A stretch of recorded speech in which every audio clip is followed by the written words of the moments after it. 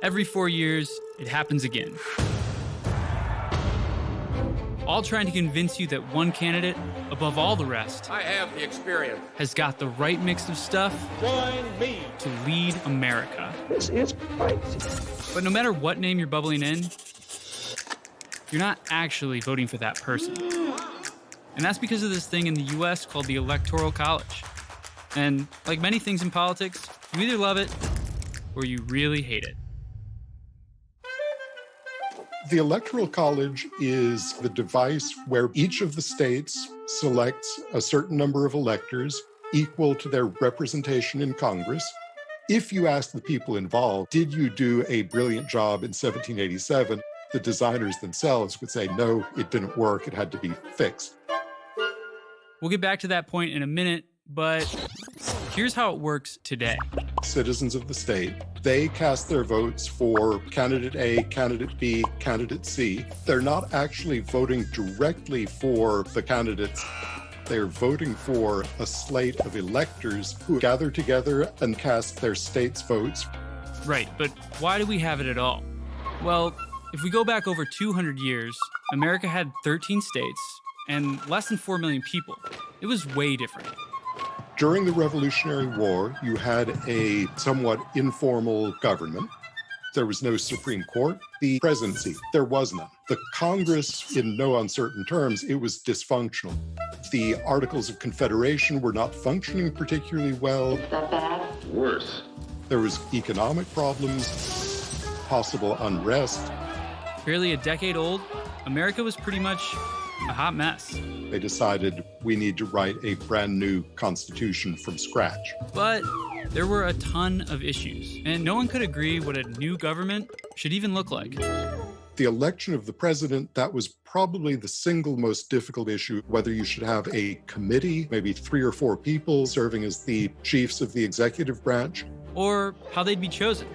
One plan was to let Congress elect the executive branch. Some liked it, others didn't. And one person who didn't, James Wilson. He had an unusual idea of his own. A government led by a single person. the convention kind of goes silent and everybody is looking very worried at one another as they say, we just had a revolution to get rid of the king. Isn't that just going to be a monarch under a new name? Wilson followed that up with an equally unpopular idea. Let the people choose the president by popular vote. There were numerous objections. And because national campaigning wasn't really a thing yet, no one was convinced the public would even know who to vote for. In the 18th century, you had primitive roads. Transportation was by horseback.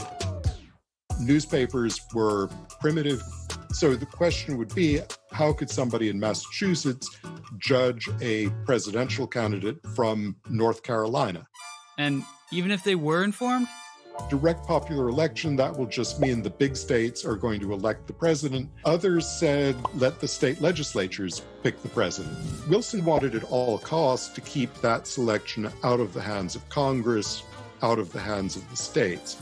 He said, okay, if you don't like direct popular election, why don't we do indirect election? and like that, Wilson's plan, it gained some legs. So after months of arguing, they had a plan for a brand new government and the Electoral College. The Constitution was signed, and everyone went home happy, right? Yeah, wrong. There's plenty of private correspondence where figures like James Madison, Alexander Hamilton are saying this whole document is a compromise. We don't really like it. It's probably not going to last more than 5 or 10 years. We'll be back at the drawing board pretty soon. And they were right. The first 2 elections went okay, but some of the early ones were absolute chaos. The Electoral College, it was designed to balance the powers of the government and protect the rights of the people. But there were a lot of holes in it.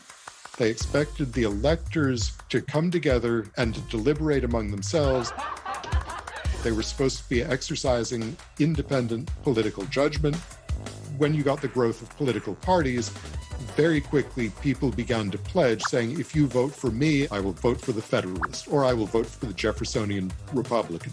At that point, they had to go back to the drawing board. And so that Electoral College, it's been changed, tweaked, amended, and now most states, they have the winner-take-all system. Early on, they figured out a winner-take-all system is the one that you want to adopt if you're going to maximize your state's influence.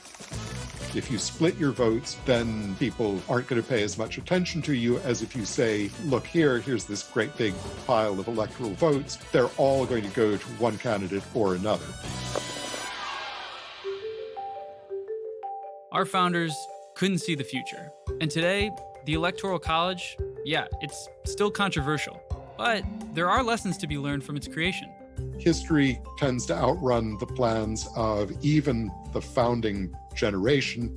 What would they think if they came back and they looked at the system today?